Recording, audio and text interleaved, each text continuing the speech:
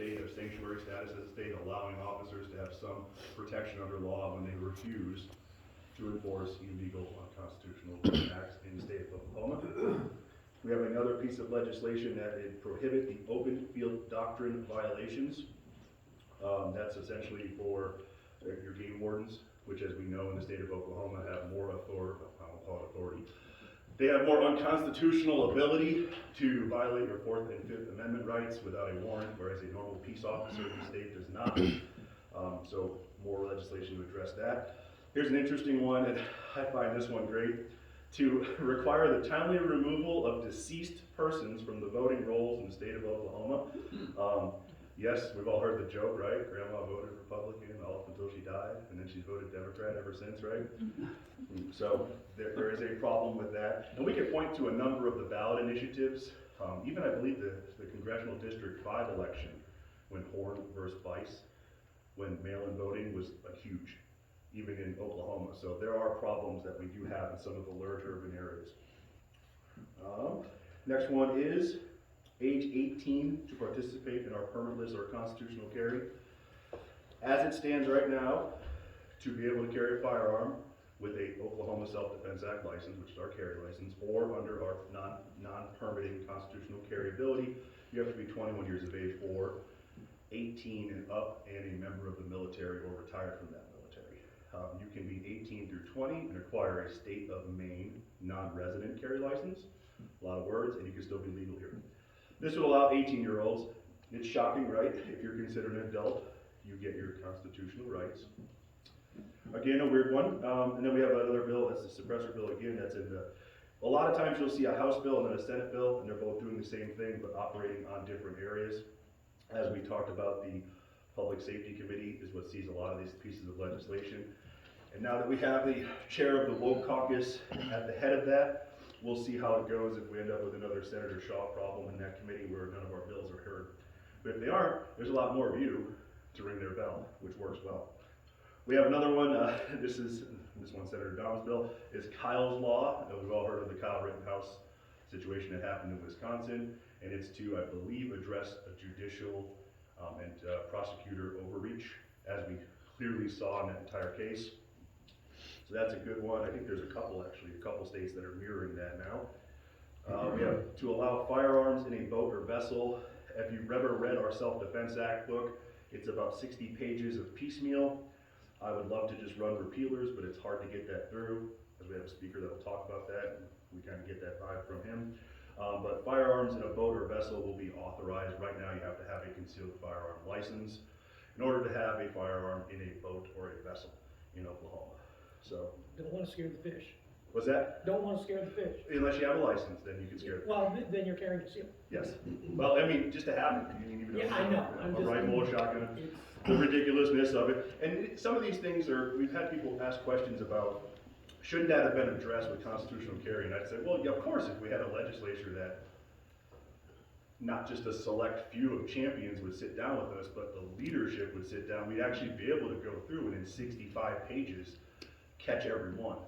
But unfortunately, we got to run fast and as quickly as we can, with a lot of times switching names on bills, switching who's going to carry it, getting co-authors, getting buy-in from leadership, getting it through a committee. There's a lot of things that go on, and our goal is take everything we can get, cede nothing, and then continue down that path. So, you know, and we have this issue with the alcohol serving establishments too, which has been fixed come November 1st. We have an exemption of current employees from any new mandates of vaccination status, I believe. A constitutional carry cleanup language, and there's a bunch of little things that are in there. Allowing lawful carry in certain other places, and that bill will touch down the line, but that's Senator Bergstrom. Prohibiting vax mandates or passports in private schools, and that's Senator Standridge, and he's caught a lot of flack. He's been on the forefront of that in the media, trying to enforce legislation we passed last year on public schools, which, as I'm sure you've seen, they all went right around it. They delegated all their authority as a school board over to a unelected hired bureaucrat who's not covered in that law, and the judge ruled on their side. So we've got that issue.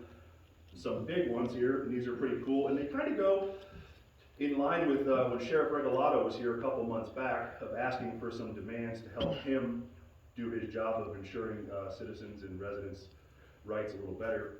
And that's to authorize the county sheriff to arrest federal agents enforcing any firearms bans or anything that we deem unconstitutional, essentially. And people will say, doesn't a sheriff already have that ability?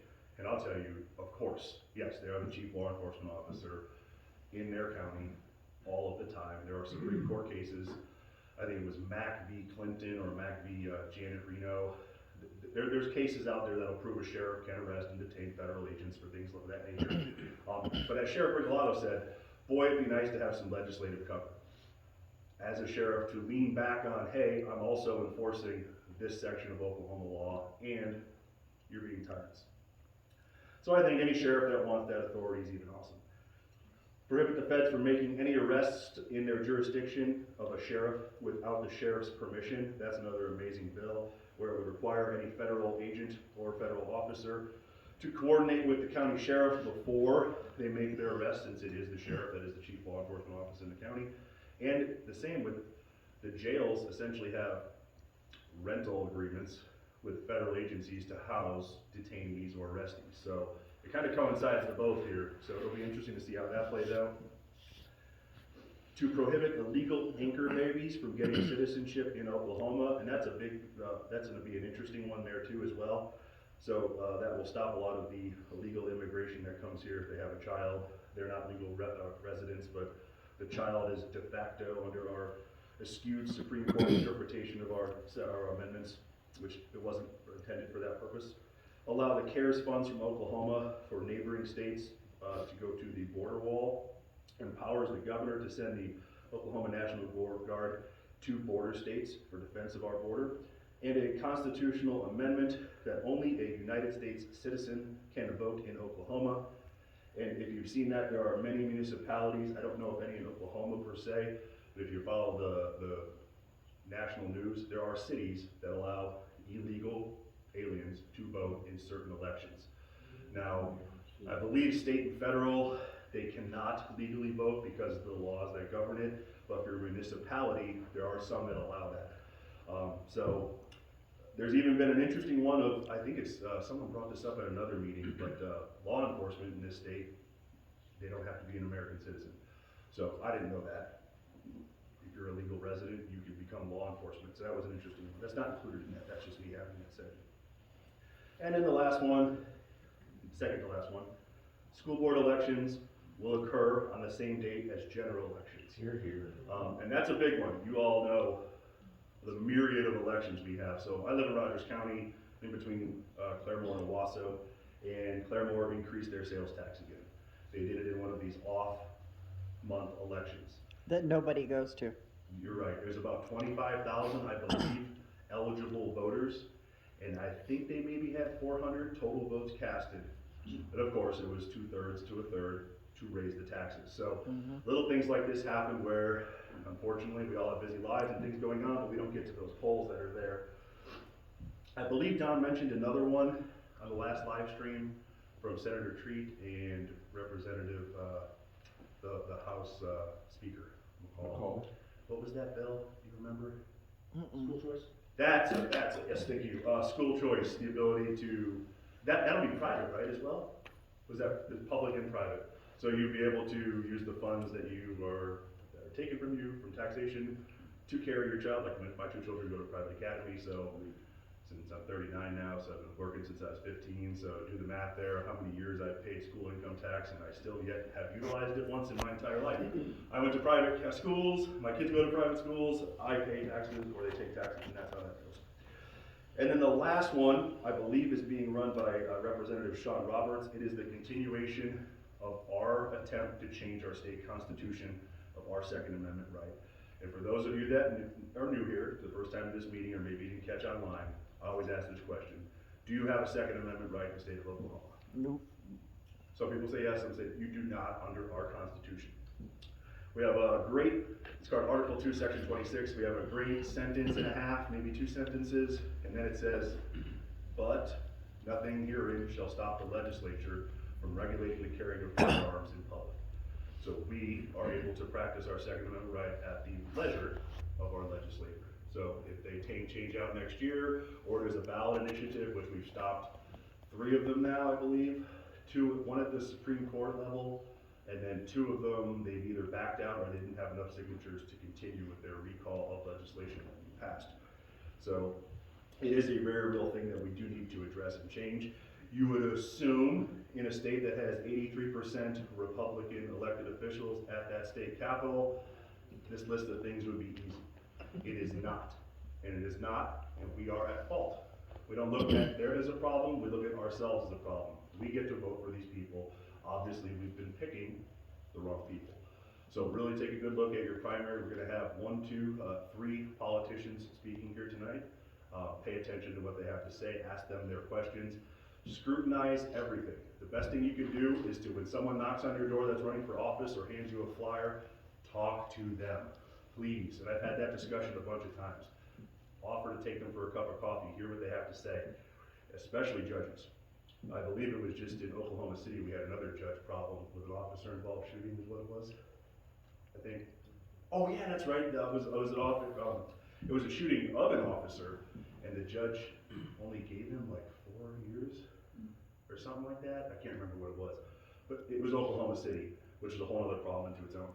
So, on the candidate side and election side, we have a list on our website and social media that'll tell you all the candidates that right now that we're endorsing, and we're trying to follow each election cycle. So right now it's February 8th.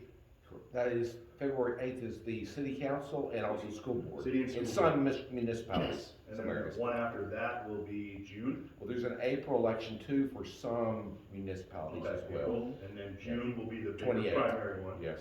And then then August, August. runoffs. Runoff, yep. And you can see there's a lot of stuff to do and show up at your Tulsa County meetings, right? So that's that. The Senate joint resolution, that would be a modification to our state constitution. That will be, there's 2 ways to do that. We either gather signatures and put it on the ballot, have it authorized, or the legislature passes the resolution in both houses, and then the state Department of State Secretary, is that what it's called? Who puts the initiative on the ballot? Secretary of State. Secretary of State, that's it.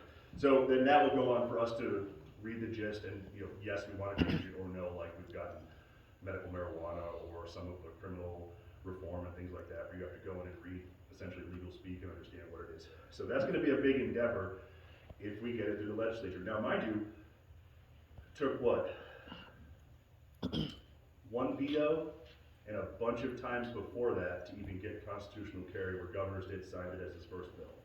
We've been trying to do this now for, I think, 4 or 5 years, it may even be longer. I'm sure it's longer than that, that I know of, that we've officially been really going hard for this. So it's gonna be continually being a battle. If it does get through the legislature, imagine the amount of money that's gonna come in to stop the changing of our Constitution, to give you back the words that were taken from you in 1907 when we became a state. And most of the money will come from out of state. That's how it works. So, does anyone have any questions on any of the myriad of stuff we just discussed, or anything other? Yes, sir. Are you working on anything regarding civil asset forfeiture? So I believe I didn't hear- Senator Dahm has worked on some of that in the past. I remember reading about that legislation. Will there be any of this session? I have a bill from last year that's carried over, Okay, that's, so I'm gonna continue to work on it. yep. And that'll probably get added in here. So Don got hit with the bug like everybody else did in the last 30 days, it seems. So we're going over the list, and we got, I don't know, what is there, 1,600 bills? Something like that. Like it's a lot of bills. We'll go through every one, and if we like it, we'll put it on here. That's why there'll be such a wide range of stuff. Yes. And I also have one other one, I already submitted it, it's on, but the state of New Hampshire actually last year, they passed, the governor signed it, a law that states that when law enforcement are wanting to make a warrantless search, that they are required to inform the person that the search is, without a warrant, the search is voluntary, and then the person will not be subject to any, penalty or punishment for declining that search. It's kind of like a Miranda. Yeah, I was gonna say, it's kind of like a Miranda right for the 4th and 5th Yeah. Amendment. It'd Okay. be interesting to see that. I'm sure we'd be behind it, but you see the hurdles we got here, so If you let Don know I already? already sent it, Okay. I already sent the Cool. past bill to Dawn. Okay, cool. I'm sure it's in the line of things to get done, but with the way things go, we'll see how this year goes. Any other questions? Alright. And we'll go to speakers. Is Miss Christie here? Yes. Alright. So it is 7 o'clock. If you, is 10 minutes-ish okay? Oh, yeah. That's Okay. good. Take all this stuff out of here. Thank you.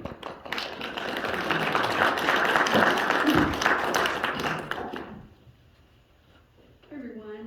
I'm Christie Gillespie, and I'm with Broken Arrow City Council. I'm actually the vice mayor of VA now. Anybody here live in Broken Arrow? Okay. Yeah. Good to see y'all here. I wanted to come and I am a member of OK2A, I have been for a while, and have my concealed carry. I actually am a sales rep by my profession and in medical sales. And so traveling all over Oklahoma, West Texas, Arkansas, I've always felt much safer having my gun right there next to me whenever I'm on a lot of rural roads, sometimes by myself at night. So what I wanted to share about is and I'm not running for anything right now. I'm not up for re-election until next year. So I'm just here just to share, just come and update about Broken Arrow. But what I wanted to share a little bit about was some of the things that we went through in this past year, and I don't think anybody of us realized how important it is until 2020, which 2 years ago, I guess, how important it is to elect the right people into city council positions. And I never knew how strong I was gonna have to be. And I'm a pretty strong person, and I'll tell you, 2020 and 2021 were pretty rough.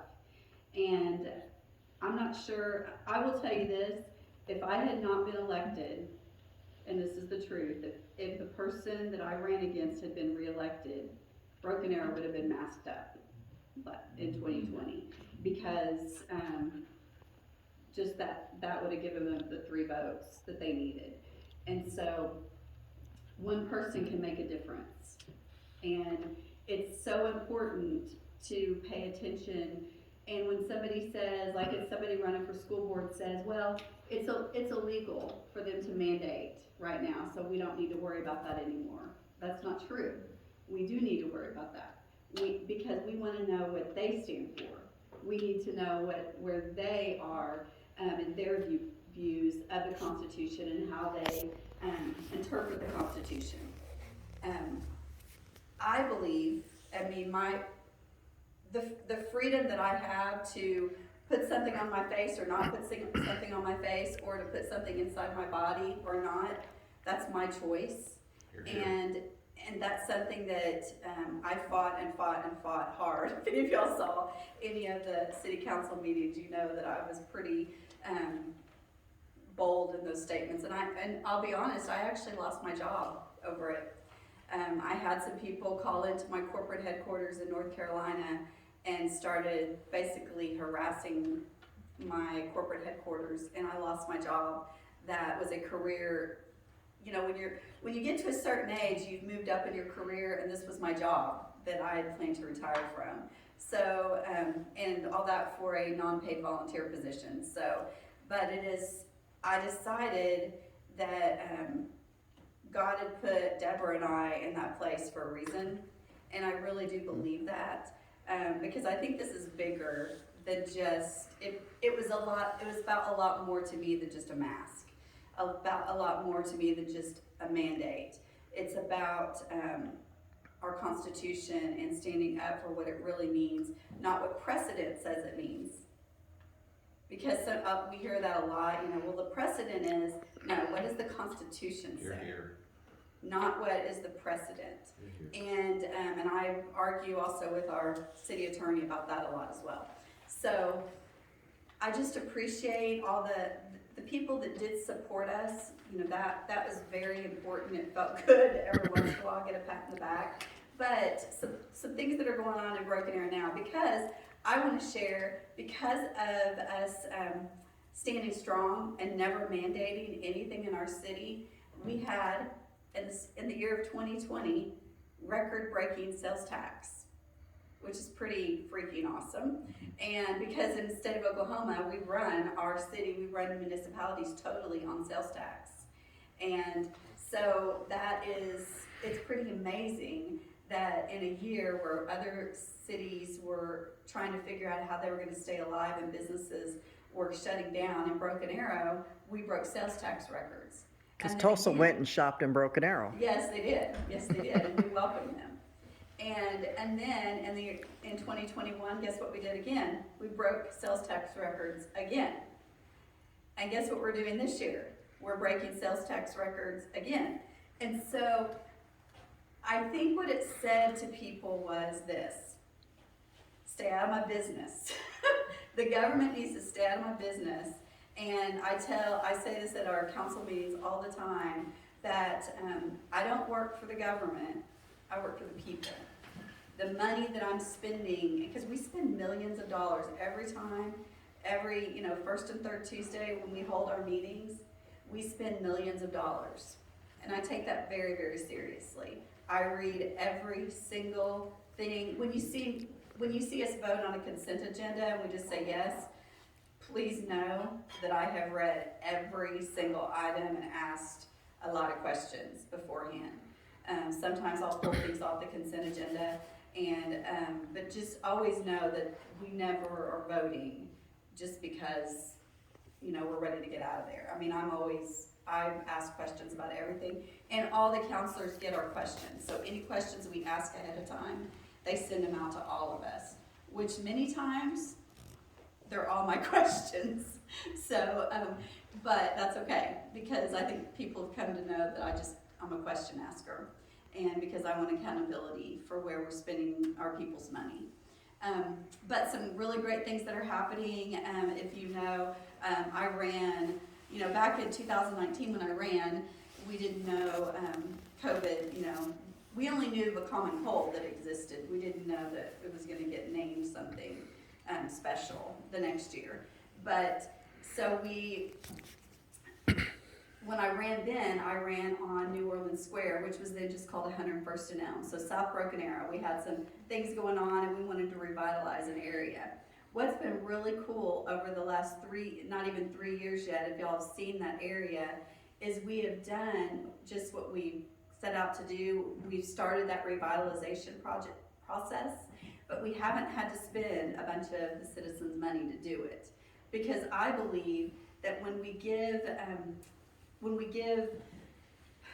hand out money, people just come to expect that you're just gonna hand out more money, right? And so what we're doing, we did pass 2018, we passed a bond where we're gonna be able to revitalize that intersection. So we are gonna do some infrastructure changes in that intersection in the next couple years. I think it'll start this year. But businesses are coming to that area because of the buzz that we created, not because we're handing out money to people to come. It's because of that buzz we've created, the news is there, and as a result, researchers that had left, they didn't come back to that same area because they didn't want that same building, because it's a dump, and the building owner needs to fix it up. But that building actually has been sold now though, which is really good. But Research is coming back and they're building a brand new Research at the Creek Turnpike in Aspen. So we have a whole area there that is gonna be brand new. It's gonna be more of a Utica Square type feel of businesses coming in. And that's in South Broken Arrow.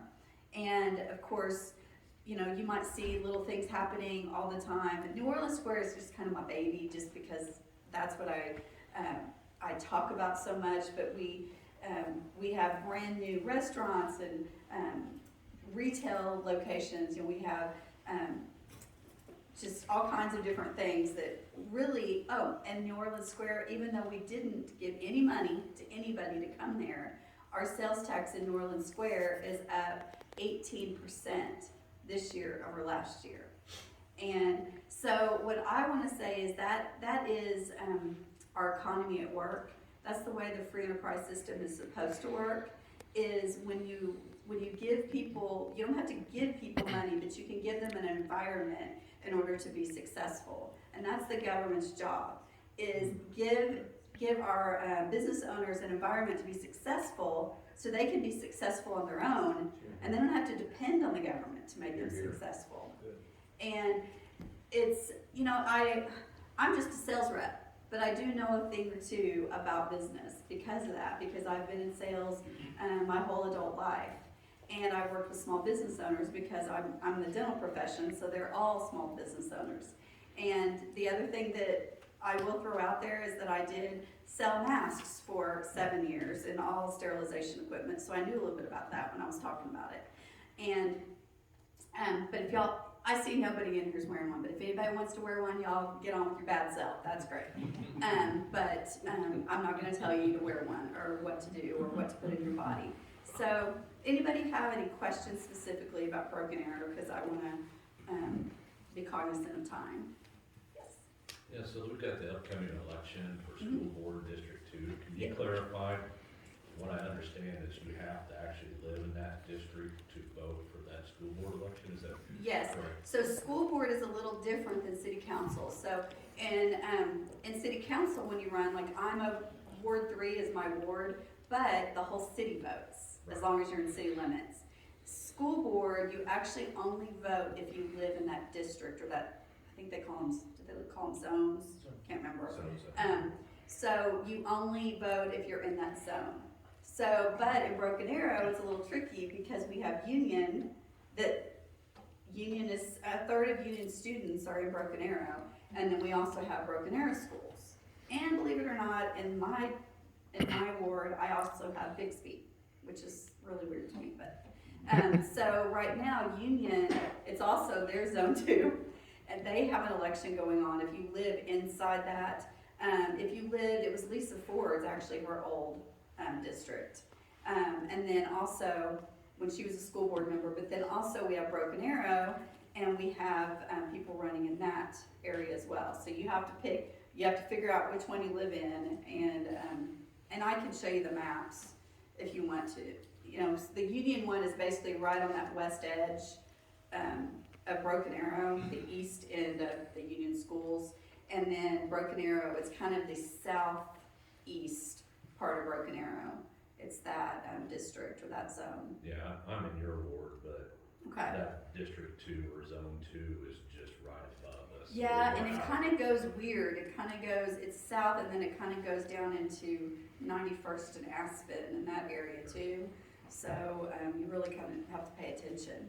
And, you know, a few years ago, I know when John Cockrell won, there was only, I think it was less than 400 or less than 300 people voted in the whole election. But whenever Brandy Roulette won, that was during my election, because it happened to fall during a city council election, and we pulled so many people out. I think there were like a couple thousand people that voted in her election. This year it'll be more down in that number where John Cockrell, that same number, just because there's nothing else going on February 8th. So, but people are more aware, and it's really important that there's a lot of junk going on in our schools. That, you know, Broken Arrow, we're pretty lucky, honestly. We've got some really good people in there. I think there's some good changes that have happened recently that I think are a positive thing for the school district, and I feel good about the leadership that we have there. Yes. You mentioned maps of do you have those with you tonight? I have them on my phone. I thought you said masks at first. Sorry. It's like, no, I do not. Good. Yeah, they're on my phone, but I could send them to you. I could airdrop it to you or text it to you. Anybody else? All right. Well, come out to Broken Arrow. If you don't live in Broken Arrow, come out and enjoy the Rose District. We have a new movie theater, a new old movie theater that Yes. just opened back up at New Orleans. It's very Square, exciting. which I'm very excited about, because another movie theater in town would not let me hold an event there because I wouldn't make everyone mask up. And so I didn't hold it there. This was a while ago. And so this theater, they don't care about that. They just let me breathe. So, all right. Yay!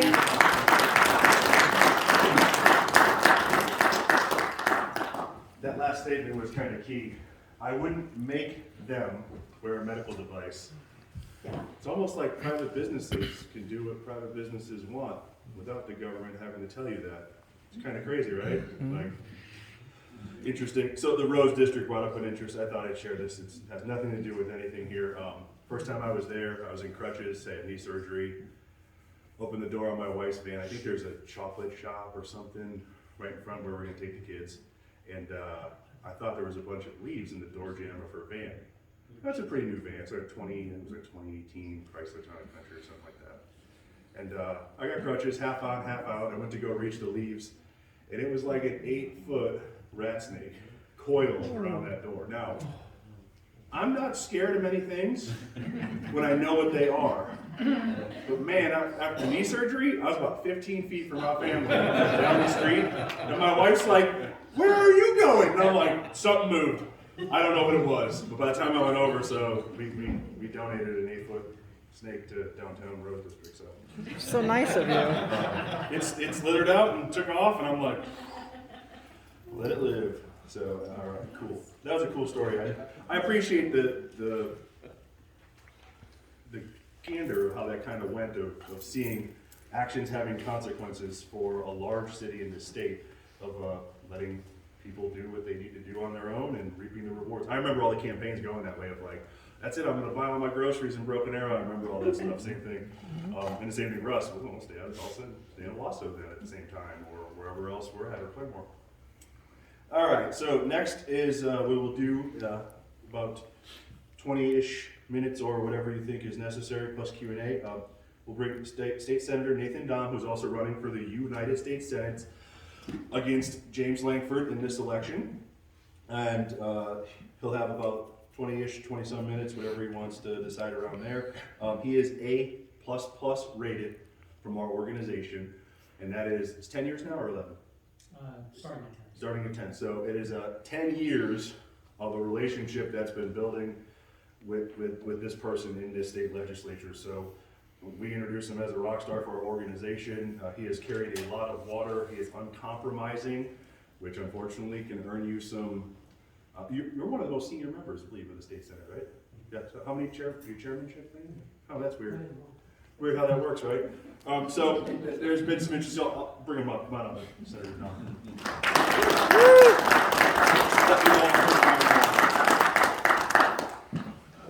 It's always good to be back with you all. I'm just going to set it up. Okay, sorry. No, you're fine. After my first year in the state senate, I was very frustrated that we were not hearing any Second Amendment bills. We actually had a chairman who was anti-Second Amendment. He literally would say he was not going to hear any pro-Second Amendment bills. Republicans had supermajority controls of the legislature, and they intentionally put an anti-Second Amendment Republican in that position. I was very frustrated about that, so I had this idea. I don't know if you've heard, like, for instance, of the recent Voting Rights Act that really has nothing to do with voting rights. You might have heard about the Patriot Act that is not patriotic. And so I came up with this idea, and I introduced a permitless carry bill, constitutional permitless carry, permitless open carry. And I was talking with Don Spencer, he was in my office, and I said, so I have this idea. Everybody else has told me no, but I want to get your thoughts. And Don said, I love it, let's go for it, let's do it. So I filed a bill, permitless open carry, and I named it the Piers Morgan Constitutional Right to Keep and Bear Arms Without Infringement Act. Woohoo! I don't know if you remember Piers Morgan. He had taken over for Larry King on CNN. He never got the irony of a Brit trying to take away our firearms again. Every night he was railing against the Second Amendment, about how these poor colonials were so backwards and had no idea what they were doing. They should have been advanced like the United Kingdom and all that nonsense. So one of the local TV stations picked up the story on my bill and tweeted it at him. He was very much involved in Twitter and everything at that time.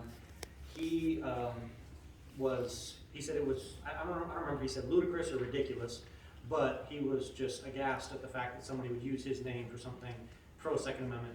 So he got on Twitter and was, berating it, and he tweeted at me and actually tagged me and said, Senator Nathan Dahm, come on my show and debate your bill if you have the guts. Now, if you know me, that was not the thing to say to me, because I was prepared for this. I was hoping he would take the bait, and he did. So I immediately agreed to it. I said, sure, have your producer contact me. We were in contact with them, and they said, all right, we'll get you set up with a local station in Tulsa, and you can satellite in, and we'll do the interview. I said, that's great, fine, agreed to it. But then I followed up with them, because I don't know if you've ever seen this happen on CNN, but it's really weird. Anytime a conservative is winning the argument, they start hiding satellite issues, and it drops for the strangest reasons. I don't understand it. So I knew that's what they would try to do, so I offered, and I said, I'm more than willing to still do it remote, but I'd be willing to come out to one of your studios. He had a studio out in California, he had one in New York, and they said, sure, can you come out to the New York studio? And I said, absolutely. We got everything booked and everything. It was 8 years ago tonight. I can tell a little bit more about the actual story, what happened and everything, but it's a little long, it's about 16 minutes. I had no idea what to expect. When I got there, I was waiting in the green room. My brother flew out there with me, and we were waiting on it. Piers Morgan stormed in there, opened the door, and looked around. And he said, "Oh, this isn't the right room," and he walked out. It was really weird. The other guest that was on right before me was the figure skater Brian something. Boitano? Yeah. He was there with like his manager or whatever, and they both like looked at us. They're like, "That was the weirdest thing, wasn't it?" We were like, "Yeah." Piers Morgan opened the door, looked in, and was like, "Oh, this is the wrong room," and walked out. Like, it was very strange. But I had no idea how long they were going to have me on. If it was just going to be 1 segment, 2 segments, they didn't really give me a whole lot of information. I'll tell you something else after we watch the interview, but it's about, I don't know, it's like 15 minutes long or something. And you're going to tell us the significance of the date, right? I'll mention that too afterwards. But yeah, Okay. So this is about 60 minutes long. We can watch this, and then I'll talk a little bit about it and answer questions. 4 calls for shots fired at the Columbia Mall. We had officers quickly get into the area, and we were able to identify 3 victims at an upper-level store in the Columbia Mall. One of those victims appears to be the shooter. The Columbia Mall in Maryland reopened today for the first time since a gunman walked in with a shotgun and shot and killed 2 mall employees aged 21 and 25, and injured several others before killing himself. It's the latest in a string of shootings, of course, across the United States. In Oklahoma, Senator Nathan Dahm proposed, get this, the Piers Morgan constitutional right to keep and bear arms without infringement. It's about anyone to carry a firearm without a license. The Senator Dahm joins me now on the call. Welcome to you, Senator. Explain to me why you've come up with this act, why my name's involved, and what you hope to achieve. Well, the act itself, like you said, it would actually just allow people to carry a firearm without a permit. There's 35 states that already allow that here in America. In fact, 5 states are constitutional carry states that you don't have to have a permit to carry openly or concealed. And in Vermont, the age is actually at 16 in Vermont to be able to. Right, what's it going to do with me? Well, with this bill, when I was going to be running the bill, I thought, well, a lot of times with different bills, it's very ironic in the way names are come up with. We have the Patriot Act, one of the most unpatriotic act ever passed by Republicans. We have the Patient Protection and Affordable Care Act.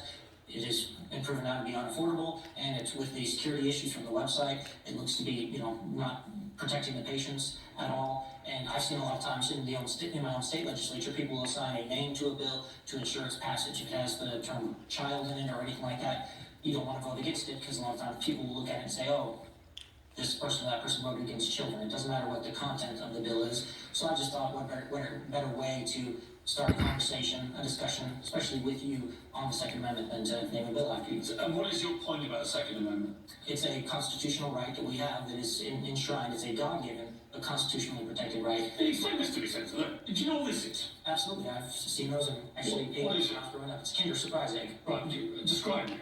Well, it's depends, is that the old style one or the new style? The old style was, it was a chocolate shell, and inside it actually had a little toy for the child when they opened up. You realise they're illegal, not just in Oklahoma, but in the whole of America. Probably breaking the law just by holding one. They're illegal. Do you know why they're illegal? Because the government has interfered and is trying to protect us from ourselves. Right, because they're a health hazard. In the irony? What is the irony? Well, look, I'm not allowed to eat a chocolate egg in America. It's illegal. And yet I can go and buy, I think it's 2,360 different types of gun. The federal government has become very Because of your intrusive. constitutional rights to have guns. I can't eat this chocolate egg. Does that strike you as strange? It does indeed. The federal government has become very intrusive, and they are operating outside of their constitutional authority in So many you areas. tackle harder me to save the kinder egg for the American people. Oh, I love the Kinder Eggs. I've given those to my cousins and different people for years. Yeah, it's a phenomenal. Let's get serious about guns. Because I've had lots of arguments with people about the Second Amendment, about the constitutional rights to have guns. What I want to talk to you about is, where is the right of an American to not be shot? Where is the right of an American parent to not have to worry about their child going to school and being shot? There have been 36 separate school shootings now in America since Newtown, and absolutely no politician is doing anything about it. You're one of the few to do anything, and your solution to this is to have more guns on the streets, not fewer guns. And so the question is, where is their right not to At have what someone? point does the right to life, does the right to not have your child shot, supersede your determination to have more guns on the streets of America? Well, the right to life is enshrined in our founding document, the Declaration of Independence. It says that we have the right to life, liberty, and the pursuit of happiness. Why do you think more lives will be saved by flooding the streets with more guns? Well, this won't flood the streets with more guns. You want, just to clarify, you want everyone in Oklahoma to have the right to just carry guns anywhere they wish, right? Correct, I want them to have the right, but I'm not going to force them to carry a gun. I'm not going to force them to purchase a gun. But you would like, It is a right. therefore, that they you would can like more exercise. guns on the streets. I think that the more people that carry guns, yes, the less crime there is.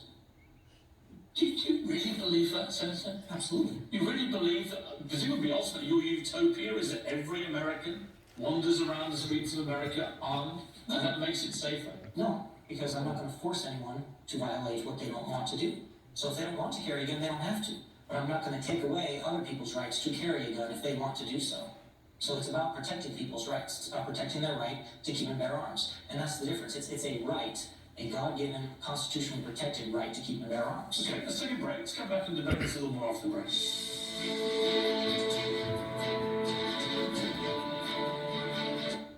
And now State Senator Nathan Dahm from Oklahoma is attempting to immortalise me with his proposed bill, the Piers Morgan constitutional right to keep and bear arms without offending comes back to me on the grill. Let's go through a few things. Would you support any of the key gun control proposals being put forward by President Obama, Dianne and others? Let's go through them quickly. Would you support an assault weapons ban No, I would of not. any description? No, I would not. Would you support a ban on high-capacity magazines, say over 10 bullets? No, I would not. Would you support universal background checks? I would not support any of the propositions that they have presented or that you have presented, but you all are more than willing to present those solutions as a constitutional amendment. Just to propose them as a law or as an executive order will not work. Right. If 88% of the American people support background checks, according to the last poll, why would you not support that? What is your argument against knowing whether somebody about to buy a gun is mentally insane and can be proven to be mentally insane, or is a criminal with a criminal record? Why would you not want to know that? Because the Constitution, as it currently is stated, as it is currently written, says the right to keep and bear arms shall not be infringed. Even if you're mentally insane or criminal? If you want to amend and change the Constitution, there's a way to do that, and it's through the amendment process. You don't, just to clarify, you don't want people to know if somebody buying a gun is mentally insane or criminal? There was, at one point in time, a majority of people that felt that alcohol should be prohibited in America. And as a result of that, we got the 18th Amendment. Well, that's about guns. And I'm talking about... I just want to clarify, I think it's quite important because many pro-gun people always say to me, it's a big mental health issue. Yet what you appear to be telling me is you don't even want to check if people are mentally insane and can be proven to be mentally insane before they purchase a gun. If you're talking about mental health in relation to guns, you're just addressing a symptom, not the problem. If you want to talk about mental health, then we can talk about mental health. Okay, but how do you do that if you don't check if they're mentally insane? Well, we need to address mental health first. How do you tackle that if you don't even want to check if they're mentally insane? Well, if you want to talk about mental health issues, I mean, and if you think that the government is somehow going to protect American citizens against mental health, our government has dropped the ball even on our troops. No, but no, In recent years, more troops have died It's a very simple question. because of mental health issues. I'm obviously, In the past, I'm obviously confusing you. Let's try and make it simpler. You don't want to have any background checks on guns whatsoever, right? Correct. It's your constitutional God-given right to not have any checks. We are innocent until proven Yes, guilty. but you're very concerned about mental health being a problem and not the gun. Right? Mental health is the root of the problem. Right. Any And mental yet- health related And gun yet, issues. despite your belief that mental health is the key problem, not the gun, which I think is a preposterous, disproportionate way of looking at it, but despite that, taking you at face value, even though you think mental health is the key problem with gun violence in America, you still don't want to have any background check to see if somebody who is buying a gun may have a record of mental insanity. Now, explain to me why that in itself is not completely insane. First of all, that's not what I said, Piers. I don't believe that mental health is the number one major issue with guns in America. What is? I was saying that What in is? regards to mental health. What is the number one contributing factor to gun I violence? can answer that. Well, if it's I can not answer guns the or mental health, what else could it possibly be? Now, if you want, I can answer the previous question or these last three that you've thrown out The here. floor is yours, Senator. Well, it's your show. I mean, I'm here as a guest. I'd be more than happy to answer. Senator, the floor is yours, but I would like you to answer this question. How do you deal with the problem of mental health if you don't even want a background check which might reveal somebody has a history of mental illness? And if we implement that mental health check or background check, and as you wrote in your book, the Aurora shooter would have passed through all those checks, then what? What's the next solution? Because we still wouldn't have been able to stop it in this instance, so what's the next solution? Right. Because we could potentially, if we implemented those, whatever concerns you have, whatever solutions you have, we could still potentially have this problem. If, as you Like said, the Aurora shooter. if the key issue is not mental health or guns in gun violence, what is it? What do you mean? What else could it possibly be? Well, like I said, I mean, if you So want it wasn't guns, it wasn't mental health. What is the key contributing factor to gun violence and gun death in America if it's not guns or mental health issues? it is a sin nature in mankind. A sin nature in mankind. It is an evilness that exists in some people that are willing to violate other people's rights, their right to life. For instance, as you suggested earlier, it is somebody that is willing to do harm to someone else. Right.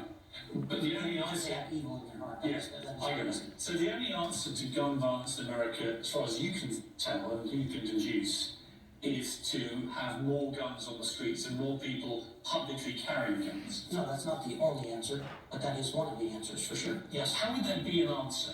Because then law-abiding citizens, good guys, would be able to protect themselves from bad guys. Mm-hmm. There would be a lot fewer victims and more people that are willing to and able to actually protect themselves. So you realise that in every country that's brought in tough gun control, whether it's Australia or Japan or Britain or other countries, there's been a dramatic reduction in gun violence, gun death by suicide, murder and so on. You realise that? Well, and I realize that you have also mentioned in your book and in many writings that you want to ban assault weapons in America, but not handguns. Is that correct? Well, I think assault weapons is a good start. You don't even believe that, right? But you do want to ban handguns as well. I'm not a fan of guns full stop. And shotguns. Well, I understand why people want guns for hunting. I would do it under licensing. We want to remove the licensing aspect of any gun ownership in Oklahoma, don't you? That's part of the Piers-Morgan Act. You don't even want to have any licensing. You want no checks at all, do you, Senator?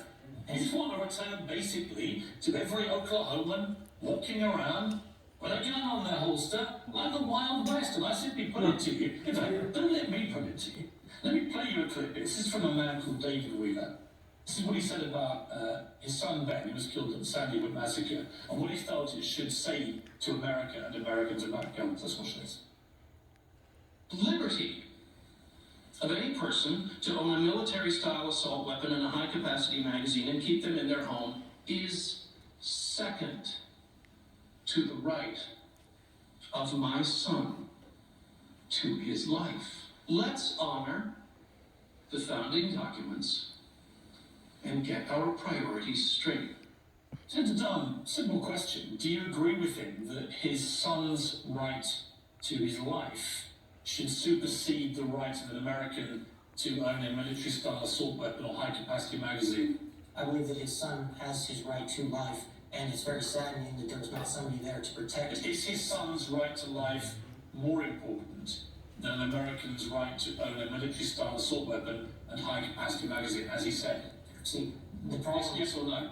the problem here, Piers, is that Would you agree with it or not? you don't understand what rights are. You yourself said just a moment ago that you're fine with people having... I'm confused about what you think your rights are. There's a Sandy Hook father who lost his young son, Ben, who was, I think, 6 years old. And he's simply putting the question out there for other Americans, including you, to determine what is more important, the right of his child to live, or your right to have an assault rifle and a high-capacity magazine. So which is more important? Now, he says his son's right to life is more important. Do you agree with him? Or do you not agree with him? I believe that both of them should and could Which is coexist. more important? Which one has to come above the other? Well, No, they don't. No, they don't. One does not have to come above the other. Because we do have a right to life, liberty, and the pursuit of happiness, but we also do have a right to keep and bear arms. And yes, somebody should not take that right and violate somebody else's right and take a life, and they should be punished accordingly if they do that. But you don't understand what a right is, and that's the problem here. Do you know the wording of the Second Amendment? Yes, Uh-huh. a well-regulated militia, being necessary to the security of a free state, the right of the people to keep and bear arms shall not be infringed. Where does the well-regulated militia part come into this? So you would say that it would be fine for militia members and maybe military police to own AKs, Yes. to own AR-15s? Yes, I believe the police and military should be, I believe they're part of the well-regulated militia. Okay. What is well-regulated about Oklahomans all being armed in the streets, civilians, without even a license or a background check or anything else? What part of that constitutes what the founding fathers in your constitution described as a well-regulated militia? Well, just to clarify again, you are fine with militia members owning AR-15s? No, I'm fine with the military or the police in any country having weapons. Okay. Absolutely fine. My brother, as I've said many times, is a British Army colonel. He's fought in Iraq and Afghanistan with American servicemen. I don't need to be told about guns or how they're used or when they are important to be used. I just want to But clarify. I simply want to clarify with you, what part of a well-regulated militia allows you to put this bill out using my name to get yourself some cheap publicity and sort of make a mockery of the whole thing? What part allows you to say that Oklahomans should all just be able to be armed to the teeth in the streets with no licensing or background checks, and that constitutes somehow a well-regulated militia as laid down by your founding fathers?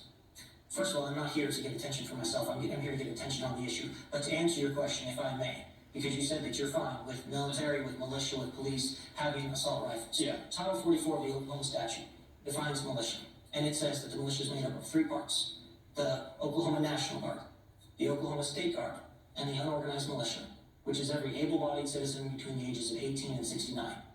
Therefore, under Oklahoma statute, in conformity with the United States Constitution, every able-bodied U.S. citizen in Oklahoma has the right and the authority and the constitutional authority and the statutory authority to be a part of the militia and to keep and bear arms. And according to what you say about militia members, they therefore have the right to have an assault weapon rifle. Do you think that most Oklahomans agree with you?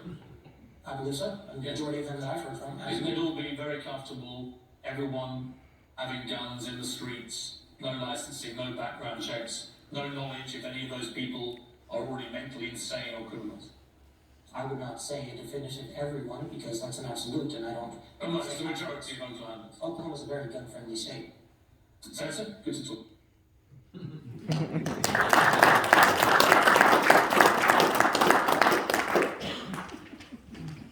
So yeah, a few things on that. So like I said, that was right after my first year, after I first got elected.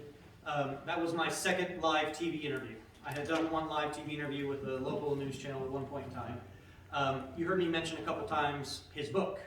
So when he took my bait and invited me to come on his show, I went and bought his book. He had a book that he had released, and I always like to clarify, I bought it on sale with a coupon, so he could get his little money. And I read the whole book through that weekend, and I found all kinds of different things in it. At the beginning, he starts that argument with the Kinder Egg. Well, actually, let me go back a little bit before that. When I first walked up to him and sat down, the first thing I said to him was, I said, hey, and I forget the guy's name now, but is John still your producer? And he said, oh, yeah, do you know John? And I said, no, I just read a lot about him in your book. That was actually a tactic that I had learned from President Trump. When Larry King was leaving CNN, he had Donald Trump on. This was before President Trump ran for office. And he talked about the very first time that Donald Trump was on his show, and with Larry King. And the first thing that Donald Trump said to Larry King right before they started their interview, he leaned over to Larry and he said, you know, Larry, I don't know if people haven't told you this just because you're such a big name or whatever, but you have terrible breath for a broadcaster. Larry King was just like shocked.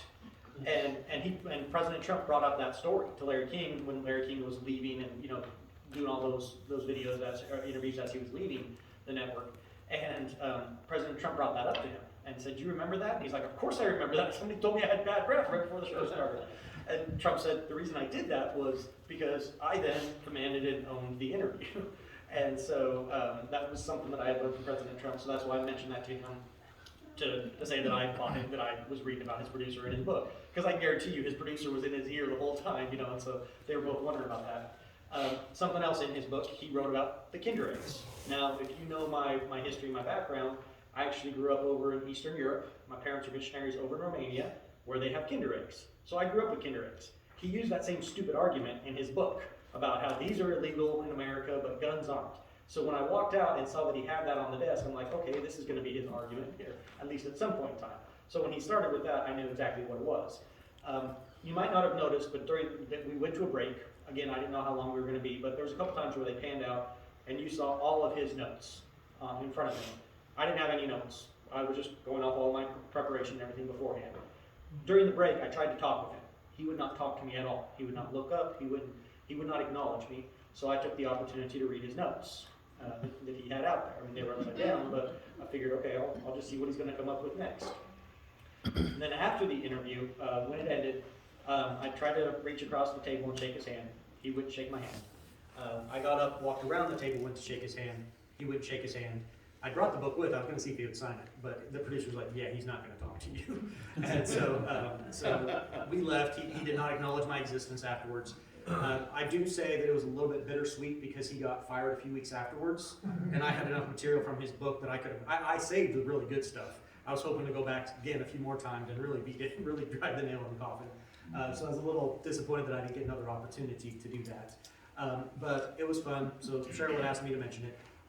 That was actually, so it was 8 years ago today. It was actually on my 31st birthday. So it was pretty much my most memorable birthday so far, being on live TV, nationwide CNN, debating Piers Morgan. But I like to say, you know, I was going after the fake news before it was popular. Happy birthday. I did that. So yeah, thank you. So yes, today is my birthday also. But Jane said that I looked really young 8 years ago, but I said, didn't we all? So, so yeah, I had the baby face. I still have the baby face. It's just under the beard now. That was my first time introducing a constitutional carry bill. It ended up taking us 5 years from that time before we actually got something passed. There's a whole story behind that where, again, we have super majorities in the Republican legislature, and they were doing everything they could to stop constitutional carry. I can tell you the whole story about how that finally went down, how I finally was able to force a vote on it. We got it voted on, we got it passed. And then Governor Fallon, even though she had campaigned on signing constitutional carry, she vetoed it. One of her many broken promises, one of her many lies during her time as a Rhino governor. Thankfully, though, at least it was during a campaign season, so every Republican candidate also pledged that they would sign constitutional carry if we got it on their desk, so we were able to use that. And when Governor Stitt got in there, it was the very first bill we got to his desk, and he did sign it. So we were able to get constitutional carry passed. Yes, he did. But it's because we kept in the fight. And I will say, there was people that started this before I did. Open carry was a big fight that happened before I was elected to the legislature. So other people have been in this fight for even longer than I have, but we have to stay consistently in these fights if we're going to gain back our rights. Since I've been in the legislature, I passed over a dozen OK2A bills, Second Amendment bills. The list that was read to you earlier, those were not all my bills. 80% of them were my bills. So I'm still actively fighting in the state legislature while I am running for U.S. Senate. And so I'll just address that briefly because I feel like we need true fighters that will represent us, whether it's at the state level or in Washington, D.C. My wife and I, we prayed about this for over a year before we got in this race. We were just praying about the right timing. We knew this was the direction we were going to go. We were praying about it before we got married. We're newlyweds. We've only been married for 8 months, but we've been praying about this for quite some time. And it's not because I believe Washington, D.C. is the solution. I know I've heard from a lot of people that say, hey, we just want to keep you here in Oklahoma. I would be more than willing to stay here in Oklahoma, but we have to go the direction that we feel God wants us to go. And one thing that can be said is if you don't think that one U.S. Senator can make a difference, can I introduce you to Joe Manchin? or Kristen Sinema. Oh, amen. Because right now, Democrats have control, right? And who's stopping them?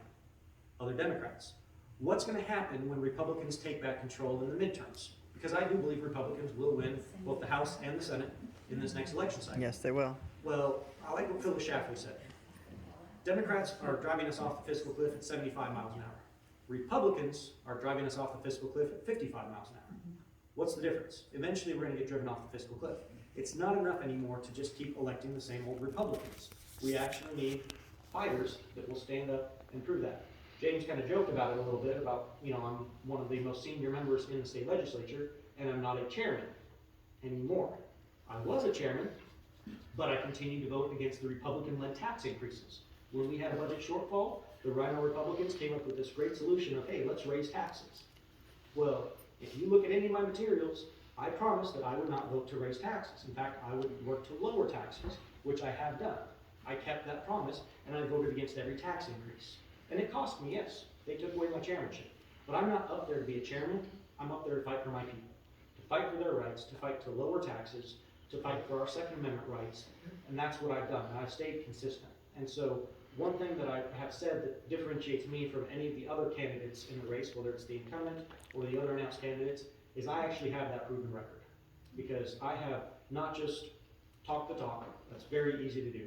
What I like to say is I've actually walked the walk and I've actually fought the fight. I've led the fight in most of these things, in many of these instances. I'm thankful that we have a good, strong group of conservatives. We have more conservatives in the state Senate now than we've ever had before. And so it's not just that I'm term limited out in 3 years. It's not just that this is another opportunity. This is where my wife and I feel that we're supposed to go. But I will say I feel very comfortable in the future of the state Senate because there are other conservatives. There are other people that I can pass the baton off to, that I've been able to do that even now with a lot of these things. Critical race theory. I know it's very popular in the news right now. I introduced the very first bill to prohibit critical race theory. The Republican committee chairman said he wouldn't hear the bill because he was going to be called a racist.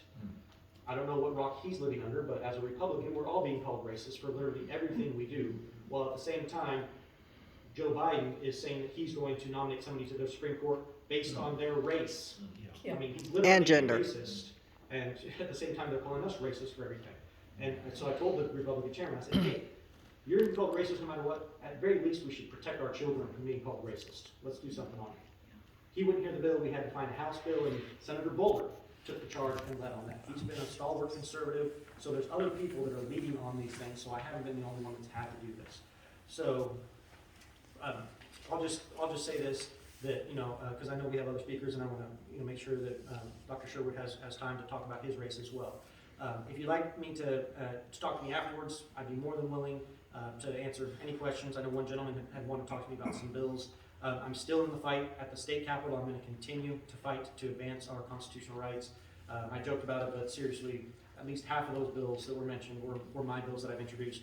Something that was not on your list that I make you all aware of, I introduced 2 bills, as far as I know, they're the first in the nation, to prohibit any form of social credit score used in the state of Oklahoma. If you don't know what a social credit score is, this is what China has implemented. I know some family friends of ours that are missionaries in China, so they've experienced this firsthand, where you have a QR code, like a vaccine passport, and you have to scan that to be able to get access to grocery stores, to the subway system, hotels, to book a flight, to gain access to anything. And if you do not toe the line and fall in place, if you are caught jaywalking, because they have cameras everywhere scanning it, if you say something negative on social media, if one of your family members gets out of line, if you do something wrong, your social credit score lowers and you don't get access to the subway, so you have to walk everywhere. You don't get access to the high-end grocery store, so you only get limited amounts of food that you can purchase. You are banned from traveling on airlines. That's where all of this COVID nonsense is headed. It's towards social credit scores. So I have 2 bills. One would just put it in statute. One would be a constitutional amendment to prohibit it, but it would prohibit any form of social credit score, whether it's by a government, by a corporation, or by an individual. It says no social credit scores at all, because we have to go on the offensive. We are dealing with literal Marxists that are trying to get involved in every area of our lives. We can no longer sit on the sidelines and, as conservatives, say, leave me alone. They do not want to leave you alone. They want to control your life. They will not leave you alone until they have full control of your life. So the biggest thing we can do with bullies is just stand up. Because bullies will cower when somebody actually stands up. You don't even have to throw a punch. Just stand up to them and they'll cower down. So that's what I've been doing. I've been leading the fight. I've been ranked the most conservative state senator, not just since I've been there. In state history, I've been ranked the most conservative state senator because I have that proven record. So I'd ask you to visit our website. It's dawnforsenate.com. I believe Leah, she's here helping out with our campaign. She handed out flyers to you all. We do have a campaign event tomorrow night at our campaign headquarters over in Broken Arrow. If you'd like to come to that, we have some flyers on that and everything. And a meet and greet on Saturday. And yeah, meet and greet on Saturday. Dr. Paula Price is hosting that Saturday afternoon. So we have several events here in the Tulsa area. We're getting great responses as we're traveling around the state. How much time do we have? I don't want to cut into Dr. Sherwood's time. Can I take like 1 or 2 questions legislatively or on the race? Any questions real quick? I know I talk fast. Yes, sir. Will your social score bill, will that cover also the ESG factors that go in and prohibit banks from? Banks and everything, yes.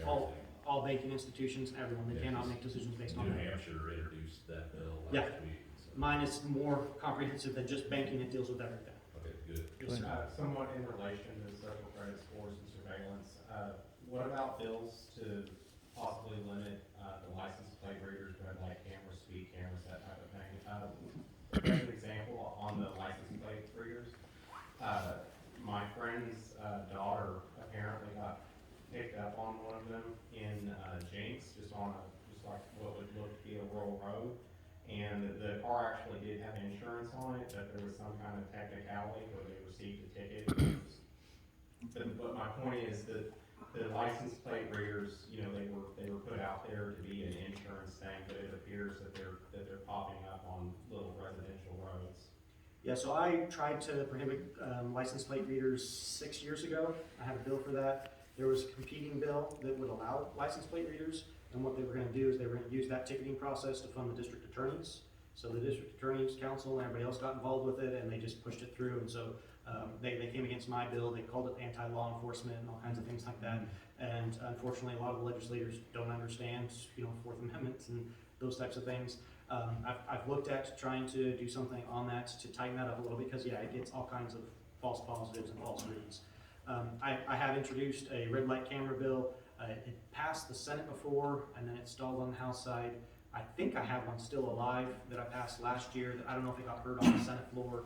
The floor leader was mad at me for something stupid, so she wouldn't hear the bill. And so I think I still have one of those on red light cameras. And so yeah, I have been working on some of those things. So At a very basic restriction that could be put on those, like for example, in New Hampshire, I think requires that they do allow them, but they very narrowly limit them, and they require that any of the records, I think they say it has to be deleted within 5 minutes or something like that. I'm not sure on the Oklahoma law, but I believe that, correct me if I'm wrong, but those records that are being picked up on the residential roads, those are kept, I believe, permanently, and they can be used to locate, you know, the track movement. on the license plate readers, But on the license plate readers, I think they're supposed to delete it after a certain time period. But yeah, we can talk afterwards. You'd also asked about civil asset forfeiture. yes. Yes, I still have a bill that's available for that. I have tried to, in the past, I've introduced bills to totally prohibit civil asset forfeiture. If you don't know what civil asset forfeiture is, law enforcement can pull you over, and if you have any cash in your vehicle, they can confiscate it because they can say it's drug money. And then you have to go and hire a lawyer to prove your innocence. It happened here in Oklahoma, down in Muskogee. There Cleveland was County? a Not Cleveland, Canadian County. Canadian County also. There's several instances, but the one that I remember that I was down in the Muskogee area, it was a group that had been traveling around the country raising money for an orphanage. So they had a lot of donations and offerings. So they had like something like $30,000 in cash, I think it was. And law enforcement pulled them over and confiscated the money and said it was drug money. And eventually the Attorney General said, hey, give them their money back. When it became national news that they stole this money from an orphanage, then they gave their money back. So I've tried to outright prohibit it. I've also worked on the bill that I have right now would at least require accountability and transparency, that they have to report what they've confiscated, how much they've confiscated, if it's a vehicle, the value of it, all those things. Because what they say is, oh, we don't use that very often. Well, when I introduced the transparency bill and said you had to report everything that you confiscated, they say, oh, well, that'll take us so much time to do that. Well, which one is it? Does it not happen very often? Or is it happening so often that you're going to take way too much time to be able to report it? Because you can't have it both ways. So at least by having accountability and transparency, eventually we can see how much it truly is happening to try to prohibit it entirely. Last question, yes, sir? Along the same lines, what I've heard that helps with that is if the municipalities don't get to keep the money, if it has to get turned over to the state or. I have tried to work on that in some of my past bills as well to make sure it doesn't go back to them. It has to go into the state general revenue fund or something like that. But it's perceived as being anti-law enforcement.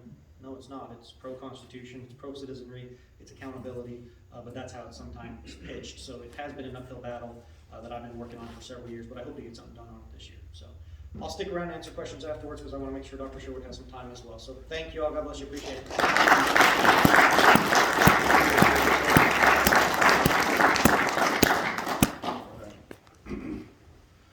I find it quite ironic that Mr. Morgan and Senator Dahm, he brought up Australia's gun confiscation.